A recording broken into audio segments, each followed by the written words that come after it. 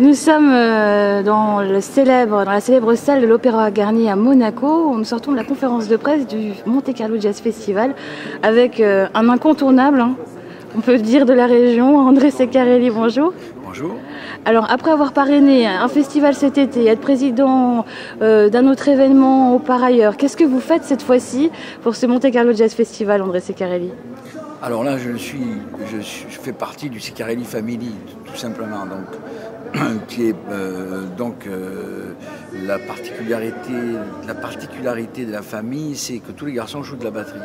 Donc mon papa, mon frère, mon fils et moi-même, donc nous avons un spectacle autour de la batterie, mais pas que, bien entendu, avec d'autres musiciens, heureusement. Donc cette année, nous proposons les 4 batteries, Diego Humbert à la contrebasse, Pierre-Alain Walsh au piano, 2 musiciens super talentueux. Nous avons un invité permanent qui s'appelle Sylvain Luc, qui est un guitariste génial, qui est un des plus grands guitaristes de la planète, si ce n'est. Et puis nous avons beaucoup de chanteurs cette année. Alors pour représenter le jazz, nous avons David Links, qui est un chanteur de jazz reconnu aussi, lui aussi, sur la planète entière. Nous avons pour représenter le jazz soul, le jazz rock soul, le funk, un grand ami, un frère qui s'appelle Alex Lidgertwood, qui est un Écossais immigré aux États-Unis et qui est le chanteur emblématique du groupe Carlos Santana, puisqu'il a passé 17 ans avec lui, il y a peu de temps. Et nous avons la nouvelle scène française avec un garçon aussi talentueux qui s'appelle Mathieu Bogart. Mathieu Bogart, ouais.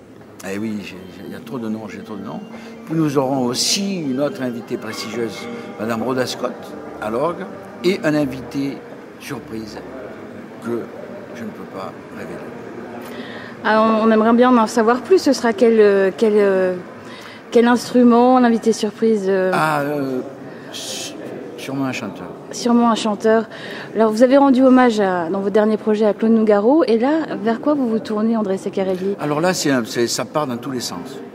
Là, c'est une soirée qui partira dans tous les sens parce que chaque artiste, en dehors du fait que nous allons faire un numéro de batterie, évidemment, il faut bien qu'il y en ait un, tous les artistes joueront à la fois un titre avec mon frère, ou avec mon père, ou avec moi, ou avec mon fils. Puis chaque artiste jouera un morceau, une composition, un standard, avec les 4 batteries. C'est-à-dire que chaque artiste jouera un titre avec les 4 batteries, et puis tout va se mélanger. Il y a quelqu'un que j'ai oublié, c'est Olivier Quirorio. L'harmoniciste réunionnais. Oui, je l'ai oublié, pardon. Et tout le monde jouera, et ça va faire une espèce de mélange comme ça de tous les styles. Moi j'adore faire ça, parce que c'est ma vie, puisque j'ai commencé, je faisais du twist, après j'ai joué du rhythm and blues, après j'ai joué de la musique brésilienne, après j'ai fait de la musique de variété, j'ai fait des revues, j'ai joué au Moulin Rouge et au Lido, j'ai joué à Monte Carlo, j'ai joué... Donc ma vie c'est ça. Alors justement, vous parlez d'avoir joué à Monte Carlo, il y a quand même une histoire entre Monte Carlo et votre famille, André Ceccarelli. Alors évidemment, alors, ma famille, ça commence par le plus important, c'est-à-dire que mon grand-père maternel est né à Monaco. Après, mon papa a passé sa vie, quasiment toute sa carrière, pas seulement, enfin on se plaît à dire qu'il est resté très longtemps à Monaco avec Fulmio Frosio. Moi j'ai commencé lorsque j'avais 14 ans à faire des galas avec Louis Frosio ou d'autres musiciens, parce que mon papa me disait bon tiens tu vas aller faire un gala là, on appelait ça les extras à l'époque. Après je suis parti à Paris et puis avec les Chats Sauvages, je suis revenu à Monte Carlo, alors là d'une manière très sérieuse, avec Aimé Barelli.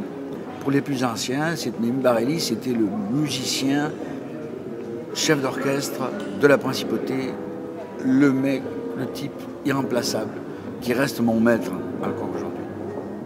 Vous jouez dans cet orchestre, il y avait déjà cet opéra, comment ça se passait à l'époque? Oui, il y avait déjà l'opéra, mais alors évidemment on n'avait pas la chance, c'était juste à côté qu'on jouait. On jouait dans le même bâtiment à 20 mètres, là, au cabaret du Sporting. Et puis on jouait aussi l'été, bien entendu, au Cyclub, qui n'existe plus, et au Sporting d'été, qui était au bord de l'eau. On a joué, là je suis resté 3 ans, une première fois, après je suis venu dans les années 70 faire des saisons, mais on a accompagné de grands artistes. Imaginez-vous qu'il y avait 2 grands orchestres, Il y avait l'orchestre de Louis Frosio, ils étaient 7. Il y avait les Quattro Derby, c'était un groupe italien, ils étaient 4. Et il y avait 2 musiciens qui étaient là aussi pour accueillir les gens qui rentraient. Imaginez le nombre de musiciens qu'il y avait, ne serait-ce que sportifs. C'était génial. André Ceccarelli, merci beaucoup. Merci.